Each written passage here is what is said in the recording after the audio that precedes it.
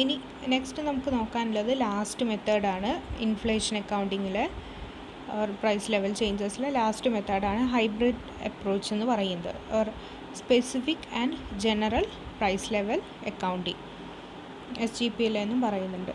ഇത് നമ്മൾ നേരത്തെ പഠിച്ചിട്ടുള്ള CPP മെത്തേഡിൻ്റെയും ആൻഡ് CCA മെത്തേഡിൻ്റെയും കോമ്പിനേഷനാണ് ഹൈബ്രിഡ് മെത്തേഡ് എന്ന് പറയുന്നത്. അതായത് നമുക്ക് ക്വസ്റ്റ്യൻ തരുന്ന സമയത്ത് നമുക്ക് നോർമൽ ഹിസ്റ്റോറിക്കൽ കോസ്റ്റ് മെത്തേഡിൽ എങ്ങനെയാണ് ചെയ്യുന്നത് അതുപോലെ തന്നെ CCA മെത്തേഡിലും CPP മെത്തേഡിലും മൂന്നും കമ്പൈനായിട്ട് ചെയ്യുന്ന ഒരു മെത്തേഡാണ് ഹൈബ്രിഡ് അപ്രോച്ച് എന്ന് പറയുന്നത്. അപ്പോൾ ഇതിൽ നമ്മൾ കഴിഞ്ഞ 2 ക്ലാസ്സിലായിട്ട് ഡിസ്കസ് ചെയ്തിട്ടുള്ള മെത്തേഡ് തന്നെയാണ് ചെയ്യാനുള്ളത്. അത് ഒറ്റ ഫ്രെയിമിൽ അല്ലെങ്കിൽ ഒറ്റ സ്റ്റേറ്റ്മെൻ്റ് ആയിട്ട് പ്രിപ്പയർ ചെയ്യുന്നതേ ഉള്ളൂ. അത് ഡിഫറൻസ് മനസ്സിലാവുന്നതിന് വേണ്ടിയിട്ടാണ്. അപ്പം നമുക്കൊരു എക്സാമ്പിൾ എങ്ങനെയാണ് ചെയ്യാന്നുള്ളത് നോക്കാം. സാധാരണ ക്വസ്റ്റ്യനിൽ CCA അല്ലെങ്കിൽ CPP മെത്തേഡാണ് ക്വസ്റ്റ്യൻ ചോദിക്കുക. ഇത് നമുക്ക് ഓൾറെഡി CPP ആൻഡ് CCA അറിയുന്ന ഒരാൾക്ക് ഈ ഒരു മെത്തേഡിൽ പുതിയതായിട്ടൊന്നുമില്ല, നമ്മൾ നേരത്തെ പഠിച്ച സംഭവം തന്നെയാണ് ചെയ്യാനുള്ളത്. അപ്പോൾ ഇവിടെ ക്വസ്റ്റ്യൻ എന്താണ്? From the following information you are required to prepare the financial statements under historical cost accounting CCA and CPP method. Okay, നമ്മൾ ഉണ്ടാക്കുന്നത് രാമേശ്വർ റാവുയുടെ അക്കൗണ്ടാണ്. He started his business with 50,000 as cash and he has no other asset and liabilities. So നമുക്ക് ക്വസ്റ്റ്യനിൽ മറ്റ് balance sheet തന്നിട്ടില്ല, only ഈ ഒരു ഇൻഫോർമേഷൻ്റെ ബേസിലാണ് പ്രിപ്പയർ ചെയ്യേണ്ടത്.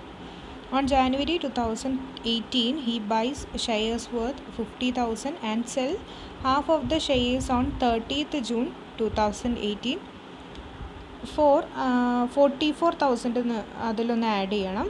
എത്ര എമൗണ്ടിനാണ് ആ ഒരു half of the shares sale നടത്തിയത് എന്നുള്ളത് ക്വസ്റ്റ്യനിൽ മിസ് ചെയ്തതാണ്. 44,000 ഒന്ന് ആഡ് ചെയ്ത് കൊടുക്കണം. Okay, he buys shares worth 50,000 rupees worth ഷെയർസാണ് അവർ പർച്ചേസ് ചെയ്തത് ജാനുവരിയിൽ. ആൻഡ് അതിൽ ഹാഫ് ഓഫ് ദ ഷെയർസിൻ്റെ നമ്പർ എത്രയാണെന്ന് പറഞ്ഞിട്ടില്ല, എന്നാൽ അതിൻ്റെ ഹാഫ് ഓഫ് ദ ഷെയർസ് എത്ര റുപ്പീസ് 44,000 അവർ സെയിൽസ് നടത്തിയിട്ടുണ്ട് on June 2018. During that year, general price level has increased by 24.7%, 14% in the first 6 months. That is January to June വരെ 14% പ്രൈസ് ലെവൽ ഇൻക്രീസ് ചെയ്തിട്ടുണ്ട്. And after that June to December next 6 മന്തിൽ 10% ആണ് increase വന്നിട്ടുള്ളത്, price level increase ചെയ്തിട്ടുള്ളത്. ഇവിടെ നമുക്ക് price index എത്രയാണെന്നുള്ളത് അല്ലെങ്കിൽ conversion factor തന്നിട്ടില്ല, അതിൻ്റെ പെർസെൻറ്റേജ് ആണ് നമുക്ക് തന്നിട്ടുള്ളത്. അപ്പോൾ നമ്മൾ കൺവേർട്ട് ചെയ്യുന്ന സമയത്ത് ഈ പെർസെൻറ്റേജ് വെച്ചിട്ടാണ് കൺവേർട്ട് ചെയ്യേണ്ടത്. ഓക്കെ, ഫസ്റ്റ് 6 മന്ത് ആകുമ്പോൾ നമ്മൾ 14% വെച്ച് കൺവേർട്ട് ചെയ്യുക. ആൻഡ് നെക്സ്റ്റ് 6 മന്ത് ആവുന്ന സമയത്ത് അഡീഷണലി 10% കൂടെ വെച്ചിട്ട് കൺവേർട്ട് ചെയ്യാം.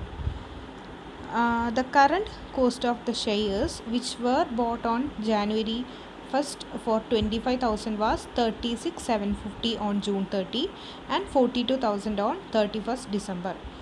എന്താ നമ്മൾ January 1st പർച്ചേസ് ചെയ്തിരുന്ന ഷെയർസിൻ്റെ ഹിസ്റ്റോറിക്കൽ കോസ്റ്റ് അല്ലെങ്കിൽ ആക്ച്വൽ കോസ്റ്റ് എന്ന് പറയുന്നത് ജാനുവരിയിൽ 25,000 ആയിരുന്നു. ഓക്കെ, അത് ജൂൺ 30 ആയപ്പോൾ അതിൻ്റെ കോസ്റ്റ് എന്ന് പറയുന്നത് 36,750 ആണ്. ജൂൺ 30യിൽ അതിൻ്റെ കറണ്ട് കോസ്റ്റ് അല്ലെങ്കിൽ റീപ്ലേസ്മെൻറ്റ് കോസ്റ്റ് എന്ന് പറയുന്നത് 36,750 ആയിരുന്നു. ആൻഡ് 31st ഡിസംബർ ആയപ്പോൾ അതിൻ്റെ പ്രൈസ് എന്ന് പറയുന്നത് 42,000 ആയി. ഓക്കെ, ഇപ്പോൾ ഇത് പറഞ്ഞിരിക്കുന്നത് ഹാഫ് ഓഫ് ദ ഷെയർസിൻ്റെ പ്രൈസാണ് 25,000 എന്ന് വെച്ച് പറഞ്ഞിട്ടുള്ളത്. ഓക്കെ, അതിന് ഇപ്പോൾ ഡിസംബർ ആയ സമയത്ത് ആ 25,000 വർത്ത് ഷെയർസ് 42,000 ആയിട്ട് ചേഞ്ച് ചെയ്തിട്ടുണ്ട്. അതിൻ്റെ റീപ്ലേസ്മെൻറ്റ് 42,000 റുപ്പീസായിട്ട് മാറിയിട്ടുണ്ട്. അപ്പോൾ നമ്മൾ ഓരോ അക്കൗണ്ട് ചെയ്യുന്ന സമയത്തും ഹിസ്റ്റോറിക്കൽ കോസ്റ്റിലും CPP മെത്തേഡിലും ആൻഡ് CCA മെത്തേഡിലും എങ്ങനെയാണ് ഇത് അക്കൗണ്ട് ചെയ്യേണ്ടത് എന്നാണ് നമുക്ക് ആൻസർ ചെയ്യാനുള്ളത് ഈ 3 മെത്തേഡിലും. ഓക്കെ, അപ്പോൾ നിങ്ങൾ അക്കൗണ്ട് പ്രിപ്പയർ ചെയ്യുന്ന സമയത്ത് ഫസ്റ്റ് ഇൻകം സ്റ്റേറ്റ്മെൻറ്റും ബാലൻസ് ഷീറ്റുമാണ് നമ്മൾ പ്രിപ്പയർ ചെയ്യേണ്ടത്.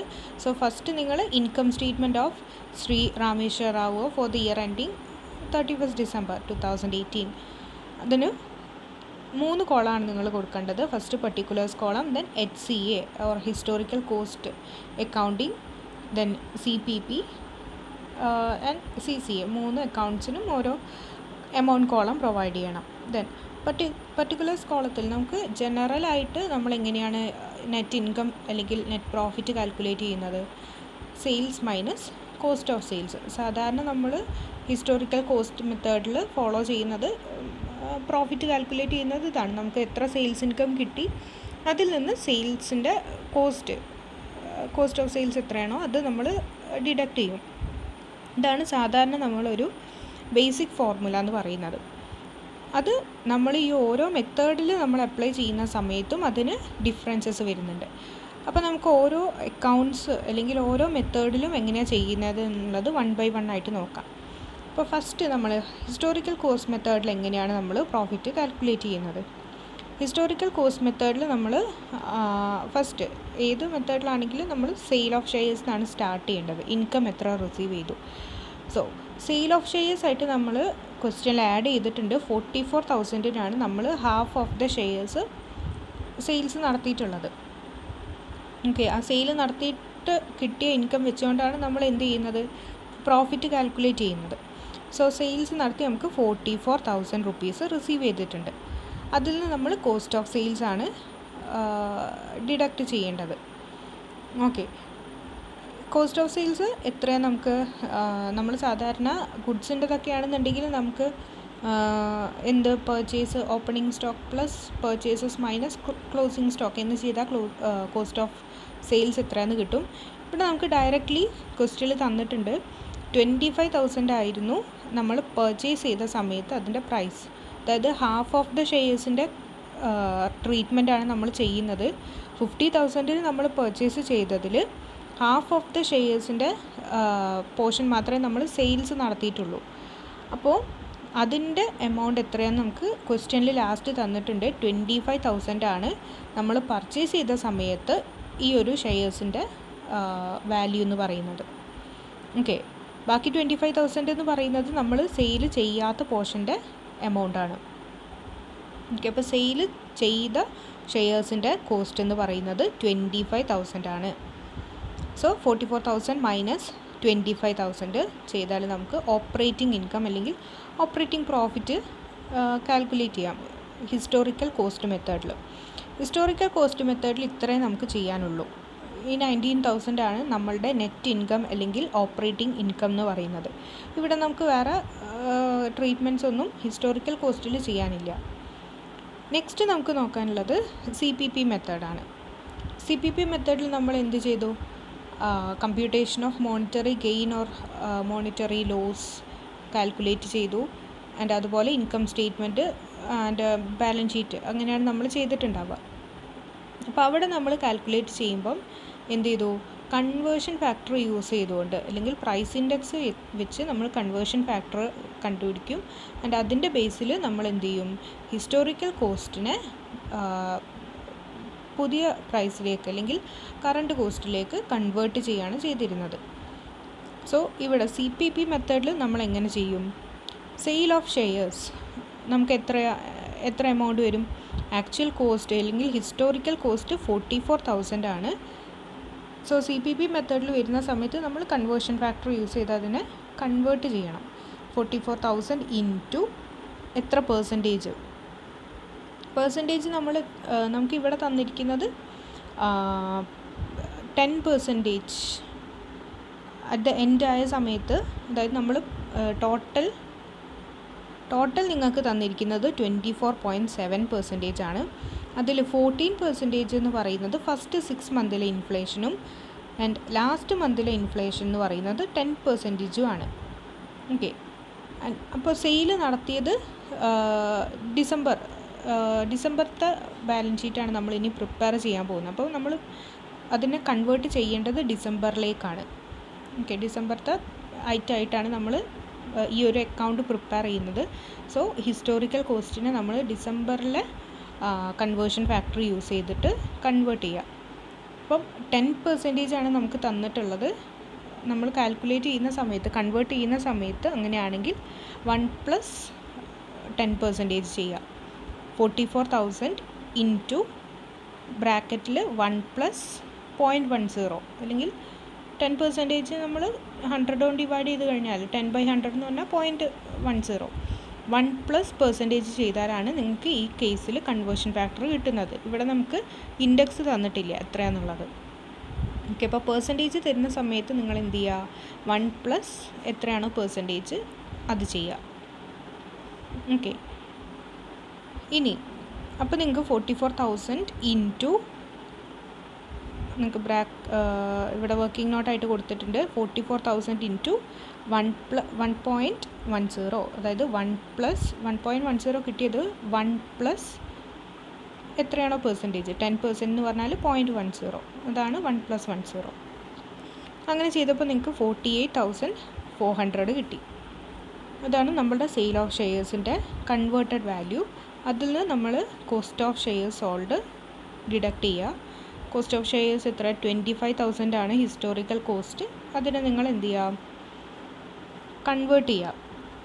ഇവിടെ നിങ്ങൾ കൺവേർട്ട് ചെയ്യുന്ന സമയത്ത് നിങ്ങളുടെ സെയിൽസ്, നമ്മൾ പറഞ്ഞു സെയിൽസ്, പർച്ചേസസ്, ഓപ്പറേറ്റിംഗ് എക്സ്പെൻസസ് ഒക്കെ ആവുന്ന സമയത്ത് അതിന് നമ്മൾ ആവറേജ് ബേസിൽ അല്ലെങ്കിൽ through out the year use ചെയ്യുന്ന ബേസിലാണ് നമ്മൾ കൺവേർട്ട് ചെയ്യേണ്ടത്. ഈ ഫാക്ടർ നിങ്ങൾ കൺവേർട്ട് ചെയ്യുന്ന സമയത്ത് കംപ്ലീറ്റ് പെർസെൻറ്റേജ് നിങ്ങൾ എടുക്കണം.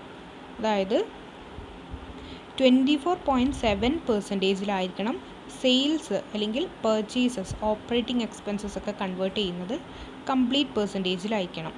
സോ 24.7%-ലാണ് കോസ്റ്റ് ഓഫ് ഷെയർസ് നിങ്ങൾ കൺവേർട്ട് ചെയ്യേണ്ടത്. എത്ര വരും, 25,000 ഇൻറ്റു 1.247, അതായത് 24% നമ്മൾ ഡിവൈഡഡ് ബൈ 100 ചെയ്താൽ 0.247 എന്ന് കിട്ടും. സോ 1+0.247 ആണ് 1.247 എന്ന് പറയുന്നത്. ഇങ്ങനെ ചെയ്താൽ നിങ്ങൾക്ക് 31,175 കിട്ടും. ഇത് നിങ്ങൾ ഡിഡക്റ്റ് ചെയ്യുന്ന സമയത്ത് എന്ത് കിട്ടും, operating income in case of CPP method കിട്ടും. CPP മെത്തേഡിൽ പിന്നെ നമ്മൾ എന്താ ചെയ്യുക, നെറ്റ് ഇൻകം അല്ലെങ്കിൽ നെറ്റ് പ്രോഫിറ്റ് കിട്ടിക്കഴിഞ്ഞാൽ അതിൽ നിന്ന് നമ്മൾ എന്ത് ഡിഡക്റ്റ് ചെയ്യണം, പർച്ചേസ് പവർ ലോസ് അല്ലെങ്കിൽ പർച്ചേസ് പവർ ഗെയിന് നമ്മൾ അഡ്ജസ്റ്റ് ചെയ്തതിന് ശേഷം മോണിറ്ററി ഐറ്റത്തിൽ കിട്ടിയിരിക്കുന്നത് ഗെയിൻ ആണോ ലോസ് ആണോ എന്നുള്ളത് ഫൈൻഡ് ഔട്ട് ചെയ്യും. നമ്മൾ സെപ്പറേറ്റ് സ്റ്റേറ്റ്മെൻ്റ് ആയിട്ട് CPP മെത്തേഡിൽ ഫൈൻഡ് ഔട്ട് ചെയ്യും. ആൻഡ് മോണിറ്ററി ലോസ് ആണെങ്കിൽ നമ്മളത് പ്രോഫിറ്റിൽ നിന്ന് ഡിഡക്റ്റ് ചെയ്യും. അതുപോലെ മോണിറ്ററി ഗെയിൻ ആണെന്നുണ്ടെങ്കിൽ നമ്മളതിനെ ആഡ് ചെയ്യും. അങ്ങനെയാണ് സാധാരണ ചെയ്യുന്നത്. അപ്പോൾ അതുപോലെ നമുക്കിപ്പോൾ കിട്ടിയിരിക്കുന്ന ഇൻകം എന്ന് പറയുന്നത് ഓപ്പറേറ്റിംഗ് ഇൻകം ആണ്. അപ്പോൾ ഇതിൽ നിന്ന് നമ്മൾ മോണിറ്ററി ഗെയിൻ ഓർ ലോസ് എന്താണെന്നുണ്ടെങ്കിൽ അതുകൂടെ അഡ്ജസ്റ്റ് ചെയ്യണം. അപ്പം 17,225 നിന്ന് നമുക്ക് മോണിറ്ററി ഇൻകം ഓർ ലോസ് ആണോ അല്ലെങ്കിൽ പ്രോഫിറ്റ് ആണോ മോണിറ്ററി ഐറ്റത്തിൽ നിന്ന് കിട്ടിയിരിക്കുന്നതെന്ന് നോക്കണം. അപ്പോൾ നമുക്കറിയാം അസറ്റ് ആണ് എന്നുണ്ടെങ്കിൽ അസറ്റ് ഹോൾഡ് ചെയ്യുന്ന സമയത്ത് നമുക്കവിടെ ലോസ് ആണ് ഉണ്ടാകുന്നത്, പർച്ചേസ് പവർ ലോസ് ആണ് ഉണ്ടാവുക. അസറ്റ് എത്ര കാലം നമ്മൾ റീറ്റെയിൻ ചെയ്ത് വെക്കുന്നോ അതിനനുസരിച്ച് പർച്ചേസ് ഇൻഡെക്സിൽ ഹോൾസെയിൽ പ്രൈസ് ഇൻഡെക്സ് അല്ലെങ്കിൽ ഇൻഫ്ലേഷൻ റേറ്റ് കൂടുകയാണെന്നുണ്ടെങ്കിൽ അസറ്റിൻ്റെ കേസിൽ ലോസ് ആണ് ഉണ്ടാവുക, പർച്ചേസ് പവർ ലോസ് ആയിരിക്കും ഉണ്ടാവുക. അപ്പോൾ അത് നമ്മൾ എങ്ങനെയാണ് ഫൈൻഡ് ഔട്ട് ചെയ്യുക, ഇവിടെ നമുക്ക് ലൈബിലിറ്റീസിൻ്റെ കേസില്ല, മോണിറ്ററി ലൈബിലിറ്റീസിൻ്റെ എമൗണ്ട് തന്നിട്ടില്ല. സോ ലോസ് എത്രയാണെന്നുള്ളത് കാൽക്കുലേറ്റ് ചെയ്താൽ മതി. ലോസ് എന്ന് പറയുന്നത് നമ്മളുടെ സെയിൽ ചെയ്ത് നമുക്ക് കിട്ടിയിരിക്കുന്ന എമൗണ്ട് എന്ന് പറയുന്നത് 44,000 ആണ്. അതിന് നമ്മളുടെ എത്ര ജൂൺ തൊട്ട് ഡിസംബർ വരെയാണ് നമ്മൾ ഹോൾഡ് ചെയ്ത് വെക്കുന്നത് അസറ്റ്. ഓക്കെ, 44,000 നമുക്ക് ക്യാഷായിട്ട് റിസീവ് ചെയ്തിട്ടുണ്ട്, അസറ്റിൻ്റെ വാല്യൂ ആയിട്ട് നമുക്ക് കിട്ടിയിട്ടുണ്ട്. എന്നാൽ അത് നമ്മൾ ഹോൾഡ് ചെയ്ത് വെക്കുന്ന പീരീഡ്, ഇത് ക്യാഷ് നമ്മൾ ഹോൾഡ് ചെയ്ത് വെക്കുന്നത് June 30 to December 31 വരെ. നമ്മളുടെ കയ്യിൽ ഇത് 44,000 ക്യാഷായിട്ട് ഇരിക്കുകയാണ്. അപ്പോൾ അവിടെ നമുക്ക് എന്തുണ്ടാകുന്നുണ്ട്, നമ്മുടെ കയ്യിൽ അത് ക്യാഷ് വെച്ചതുകൊണ്ട് നമുക്ക് പ്രോഫിറ്റ് ഒന്നും തന്നെ ഉണ്ടാകുന്നില്ല. അപ്പോൾ ഇതിൽ വരുന്ന മോണിറ്ററി, ഈ ഒരു ക്യാഷ് എന്നുള്ള മോണിറ്ററി ഐറ്റത്തിൽ നമുക്ക് എത്ര ലോസ് വരുന്നു എന്നുള്ളത്, പർച്ചേസിങ് പവർ ലോസ് എത്രയാണെന്നുള്ളത് നമ്മൾ ഫൈൻഡ് ഔട്ട് ചെയ്യണം. Okay, so June 30 to December 31 വരെയുള്ള ഇൻഫ്ലേഷൻ റേറ്റ് എന്ന് പറയുന്നത് അവിടെ 10% ആണ്. ലാസ്റ്റ് 6 മന്തിൽ 10% ആണ്.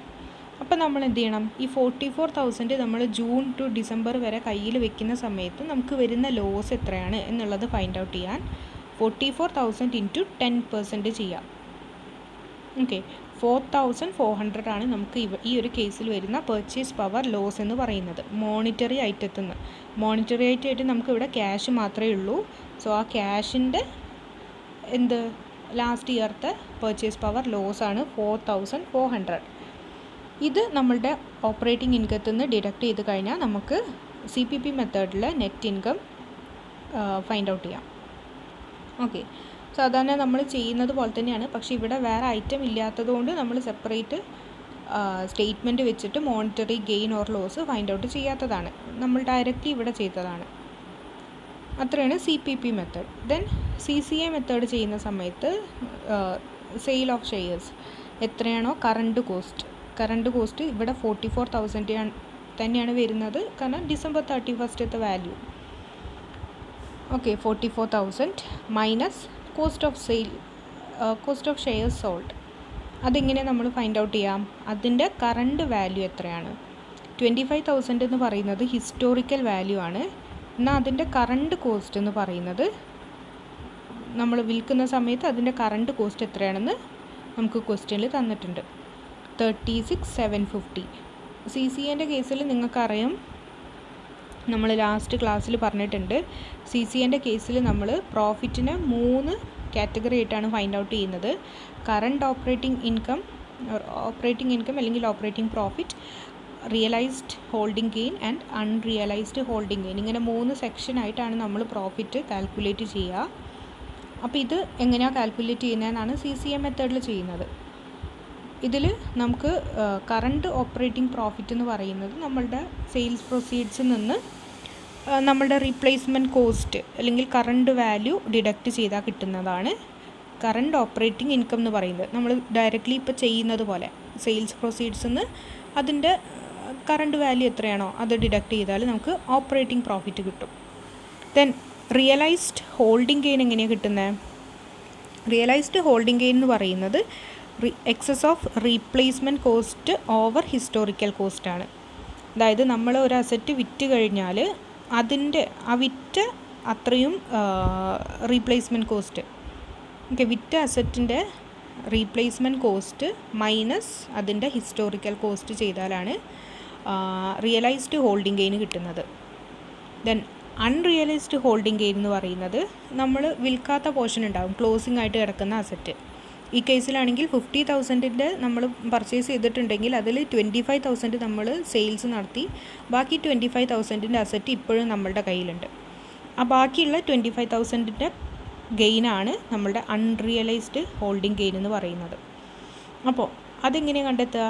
അതിൻ്റെ കറണ്ട് കോസ്റ്റ് എത്രയാണോ കയ്യിൽ ഇപ്പോൾ നമ്മളുടെ ബിസിനസ്സിൽ ഇപ്പോൾ ഉള്ള അസറ്റിൻ്റെ കറണ്ട് കോസ്റ്റ്, ക്ലോസിംഗ് സ്റ്റോക്കിൻ്റെ കറണ്ട് കോസ്റ്റ് എത്രയാണോ അതിൽ നിന്നും അതിൻ്റെ ഹിസ്റ്റോറിക്കൽ കോസ്റ്റ്, പർച്ചേസ് ചെയ്യുമ്പോൾ ഉണ്ടായിരുന്ന കോസ്റ്റ് ഡിഡക്റ്റ് ചെയ്ത് കഴിഞ്ഞാൽ അൺറിയലൈസ്ഡ് ഹോൾഡിംഗ് ഗെയിൻ കാൽക്കുലേറ്റ് ചെയ്യാം.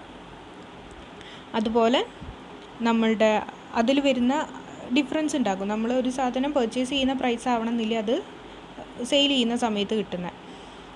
അപ്പോൾ ഇത് തമ്മിലുള്ള ഇതിൻ്റെ ഒരു നമ്മൾ പർച്ചേസ് ചെയ്യുമ്പോൾ ഉണ്ടായിരുന്ന പ്രൈസും അതിൻ്റെ ഇപ്പോഴത്തെ മാർക്കറ്റ് വാല്യൂ അല്ലെങ്കിൽ ഇപ്പോഴത്തെ റീപ്ലേസ്മെൻറ്റ് കോസ്റ്റും തമ്മിലുള്ള ഡിഫറൻസിനെയാണ് നമ്മൾ റീവാല്യുവേഷൻ റിസർവ് ആയിട്ട് കാണിക്കുന്നത്. ഓക്കെ, അത് അൺറിയലൈസ്ഡ് ഹോൾഡിംഗ് ഗെയിൻ നമ്മൾ കാൽക്കുലേറ്റ് ചെയ്യും. കറണ്ട് കോസ്റ്റും ഹിസ്റ്റോറിക്കൽ കോസ്റ്റും തമ്മിലുള്ള ഡിഫറൻസ്, ഈ കിട്ടുന്ന ആൻസറിനെയാണ് നമ്മൾ റീവാല്യുവേഷൻ റിസർവിലേക്ക് ട്രാൻസ്ഫർ ചെയ്യുന്നത്. അപ്പോൾ ഈ 4 പോയിൻ്റ് മനസ്സിൽ വെച്ചിട്ട് വേണം CCA മെത്തേഡ് നമ്മൾ ചെയ്യാൻ. അപ്പോൾ CCA മെത്തേഡിൽ നമ്മൾ എന്ത് ചെയ്തു, 44,000 നമുക്ക് സെയിൽസിൽ നിന്ന് കിട്ടിയ എമൗണ്ടാണ്. അതിൽ നിന്ന് cost of share sold deduct ചെയ്യുക. കോസ്റ്റ് ഓഫ് ഷെയർ സോൾഡ് നമുക്ക് എങ്ങനെ കിട്ടുന്നത്? അതിൻ്റെ വിറ്റ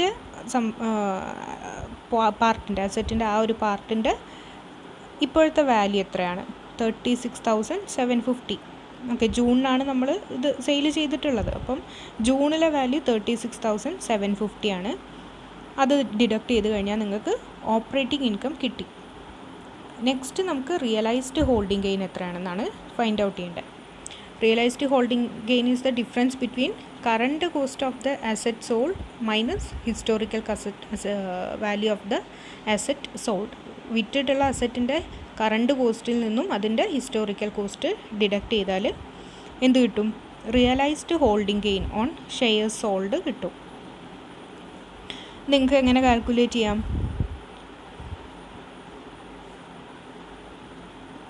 ഓക്കെ, നമ്മൾ വിറ്റിട്ടുള്ളത് 25,000-ൻ്റെ അസറ്റാണ്. ഹാഫ് ഓഫ് ദ ഷെയർസാണ് നമ്മൾ വിറ്റിട്ടുള്ളത്. അപ്പോൾ അതിൻ്റെ ഹിസ്റ്റോറിക്കൽ കോസ്റ്റ് 25,000 ആണ്. എന്നാൽ അതിൻ്റെ കറണ്ട് കോസ്റ്റ്, വിറ്റിട്ടുള്ളതിൻ്റെ കറണ്ട് കോസ്റ്റ് നിന്നാണ് ഇത് ഈ 25,000 നമ്മൾ ഡിഡക്റ്റ് ചെയ്യേണ്ടത്. ഓക്കെ, അപ്പം വിറ്റ അത്രയും പാർട്ടിൻ്റെ കറണ്ട് കോസ്റ്റ് 36,750 ആണ്. എന്നാൽ അത് എക്വയർ ചെയ്തിരിക്കുന്ന പ്രൈസ് 25,000 ആണ്. അപ്പോൾ ഇത് തമ്മിലുള്ള ഡിഫറൻസ് എന്ന് പറയുന്നത് എന്താണ്? റിയലൈസ്ഡ് ഹോൾഡിംഗ് ഗെയിൻ 11,750 ആയിട്ട് കാണിക്കാം. ഇനി നമ്മൾ എന്ത് ചെയ്യാം? അപ്പോൾ നമ്മളുടെ കറണ്ട് പ്രോഫിറ്റ് കിട്ടി, റിയലൈസ്ഡ് ഹോൾഡിംഗ് ഗെയിൻ കിട്ടി. ഇത് രണ്ടും ആഡ് ചെയ്താൽ നമ്മൾക്ക് ഇപ്പം റിയലൈസ്ഡ് ഇൻകം എത്രയാണ്? 19,000 ആണ് നമ്മളുടെ റിയലൈസ്ഡ് ഇൻകം. ഇതിൽ നിന്ന് നമ്മളുടെ അൺറിയലൈസ്ഡ് ഹോൾഡിംഗ് ഗെയിൻ കൂടെ ഉണ്ട്. അതായത് നമ്മൾ വിൽക്കാത്ത പോർഷൻ്റെ ഇപ്പോൾ നമ്മളുടെ ക്ലോസിംഗ് ആയിട്ട് അൺസോൾഡ് ആയിട്ട് കിടക്കുന്ന ഷെയർസിൻ്റെ ഗെയിൻ എത്രയാണ് അതുകൂടെ നമ്മൾ കാൽക്കുലേറ്റ് ചെയ്യണം. അൺസോൾഡ് ആയിട്ട് നമുക്ക് 25,000-ൻ്റെ ഷെയർസാണ് ഇപ്പോൾ ഉള്ളത്. ഡിസംബർ 31 ആണ്. ഡിസംബർ 31 നമുക്ക് 25,000 ഷെയർസ് സെയിൽ ചെയ്യാത്ത പാർട്ടുണ്ട്. അതിൻ്റെ കോസ്റ്റ് എന്ന് പറയുന്നത് 42,000 ആണ്. ഡിസംബർ 31 ആയ സമയത്ത് അതിൻ്റെ വാല്യൂ 42,000 ആണ്.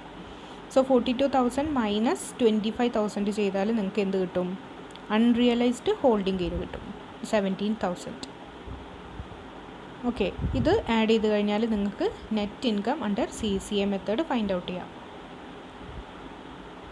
ഇനി നിങ്ങൾ ബാലൻസ് ഷീറ്റ് സാധാരണ പ്രിപ്പയർ ചെയ്യുന്നത് പോലെ എന്ത് ചെയ്യുക? ബാലൻസ് ഷീറ്റിൻ്റെ കേസിൽ ഇക്വിറ്റി ആൻഡ് ലയബിലിറ്റീസിൽ നമുക്ക് ഷെയർ ക്യാപിറ്റലായിട്ട് എത്ര എമൗണ്ട് വരുന്നുണ്ട്? 50,000. ഇവിടെ വേറെ ഷെയർസ് ഓർ ഷെയർ ക്യാപിറ്റൽ നമുക്ക് തന്നിട്ടില്ല. സോ തന്നിട്ടുള്ള 50,000 നമ്മൾ HCL കാട്ടുന്നു. ഞാൻ CPP മെത്തേഡ് ആവുന്ന സമയത്ത് അതിനെ കൺവേർട്ട് ചെയ്യണം. നമ്മൾ 1.247 കൊണ്ട് നമ്മളതിനെ കൺവേർട്ട് ചെയ്യണം. ഇയർ എൻഡിലേക്ക് കൺവേർട്ട് ചെയ്ത് കാണിക്കുക. CCA മെത്തേഡിൽ അതിൻ്റെ കറണ്ട് കോസ്റ്റ് തന്നെ കാണിക്കുക 50,000. ദെൻ റിസർവ്സ് ആൻഡ് സർപ്ലസിൽ നമുക്ക് എന്ത് വരുന്നുണ്ട്? 19,000 ആണ് HCA മെത്തേഡിൽ നമുക്ക് കിട്ടുന്ന റിസർവ്സ് ആൻഡ് സർപ്ലസ് എന്ന് പറയുന്നത്. ഓക്കെ, ഓപ്പറേറ്റിംഗ് ഇൻകം എന്നുള്ള രീതിയിൽ നെറ്റ് പ്രോഫിറ്റ് ആയിട്ട് നമുക്ക് HCL 19,000 ആണ് വരുന്നത്. ദെൻ CPP മെത്തേഡിൽ നമുക്ക് റിസർവ്സ് ആൻഡ് സർപ്ലസ് ആയിട്ട് 12,825. ഓക്കെ, 12,825. ആൻഡ് CCA മെത്തേഡിൽ നമ്മൾ എന്താ പറഞ്ഞത്? റിസർവ്സ് ആൻഡ് സർപ്ലസ് ആയിട്ട് കിട്ടിയിരിക്കുന്ന net income plus revaluation reserve എന്നുള്ള ഹെഡിൽ നമുക്ക് 17,000 കൂടെ കാണിക്കാനുണ്ട്. അതേതാണ്? അൺറിയലൈസ്ഡ് ഹോൾഡിംഗ് ഗെയിൻ അല്ലെങ്കിൽ നമ്മളുടെ ക്ലോസിംഗ് ആയിട്ടുള്ള അസറ്റിൻ്റെ വാല്യൂ, കറണ്ട് കോസ്റ്റും ഹിസ്റ്റോറിക്കൽ കോസ്റ്റും തമ്മിലുള്ള ഡിഫറൻസിനെ നമ്മൾ റീവാലുവേഷൻ റിസർവ് ആയിട്ട് 17,000 കാണിക്കാനുണ്ട്. അതല്ലാത്ത എമൗണ്ടിന് നമ്മൾ 19,000 അതിന് സെപ്പറേറ്റ് ആയിട്ട് തന്നെ നിങ്ങൾ കാണിക്കുക. ഓക്കെ, നിങ്ങൾക്ക് ഇവിടെ നിങ്ങൾ കാണിച്ചിരിക്കുന്ന 36,000 ടോട്ടൽ നെറ്റ് ഇൻകം ആണ്. ഇതിൽ 17,000 എന്ന് പറയുന്നത് റീവാലുവേഷൻ റിസർവ് ആണ്. ആ ഒരു എമൗണ്ടും ആൻഡ് 19,000 നിങ്ങൾ സെപ്പറേറ്റ് ആയിട്ട് തന്നെയാണ് ബാലൻസ് ഷീറ്റിൽ കാണിക്കേണ്ടത്. ഓക്കെ, അതാണിത് സെപ്പറേറ്റ് ആയിട്ട് കാണിച്ചിട്ടുള്ളത്. ദെൻ അതിന് ടോട്ടൽ ചെയ്താൽ ലയബിലിറ്റി സൈഡായി അസറ്റ് സൈഡിൽ നമുക്ക് വേറെ അസറ്റ്സ് ഒന്നും തന്നിട്ടില്ല. ഇൻവെൻട്രീൻ്റെ കേസ് ആണെന്നുണ്ടെങ്കിൽ അല്ലെങ്കിൽ ക്ലോസിംഗ് സ്റ്റോക്കിൻ്റെ കേസ് ആണെങ്കിൽ ഹിസ്റ്റോറിക്കൽ കോസ്റ്റ് മെത്തേഡിൽ 50,000 നമ്മൾ 25,000 ഷെയർസാണ് സെയിൽ നടത്തിയിട്ടുള്ളത്. ബാക്കി 25,000 ക്ലോസിംഗ് സ്റ്റോക്കാണ്. അതിന് കൺവേർട്ട് ചെയ്ത് കഴിഞ്ഞാൽ നിങ്ങൾക്ക് CPP മെത്തേഡിൽ എത്രയാണെന്നുള്ളത് കിട്ടും. ആൻഡ് അതിൻ്റെ കറണ്ട് കോസ്റ്റാണ് CCA മെത്തേഡിൽ വരിക. ഓക്കെ, കറണ്ട് കോസ്റ്റ് നിങ്ങൾക്ക് ക്വസ്റ്റ്യനിൽ തന്നിട്ടുണ്ട്, ഇതുപോലെ കാണിക്കാം. ഓക്കെ, അത് 3 കേസിലും എങ്ങനെയാണ് സ്റ്റോക്ക് വാല്യൂ ചെയ്യുന്നത് എന്നുള്ള ഡിഫറൻസിനാണ് ഈ ക്വസ്റ്റ്യൻ നമ്മൾ ചെയ്യുന്നത്. Okay, then cash and cash equivalence ആണെങ്കിൽ എത്രയാണ് ബാലൻസ് വരുന്നത്? നമുക്ക് 44,000 ആണ് ക്യാഷ് ആയിട്ട് 3 കേസിലും റിസീവ് ചെയ്തിട്ടുള്ളത്. അതിന് നമുക്ക് കൺവേർട്ട് ചെയ്യേണ്ട ആവശ്യമില്ല, സെയിം എമൗണ്ട് ആണ്. ഇയർ എൻഡിൽ കിട്ടിയതായതുകൊണ്ട് സെയിം എമൗണ്ട് ആണ് നമുക്ക് 44,000 കാണിക്കേണ്ടത്. അതിൽ ചേഞ്ചസ് വരുന്നില്ല. ഇത്രയാണ് നമ്മളുടെ ട്രീറ്റ്മെൻറ്റ് എന്ന് പറയുന്നത്. ഈ 3 മെത്തേഡും ക്ലിയറായിട്ട് മനസ്സിലാവുന്നതിനുള്ളൊരു പ്രോബ്ലമാണത്. ഓക്കെ.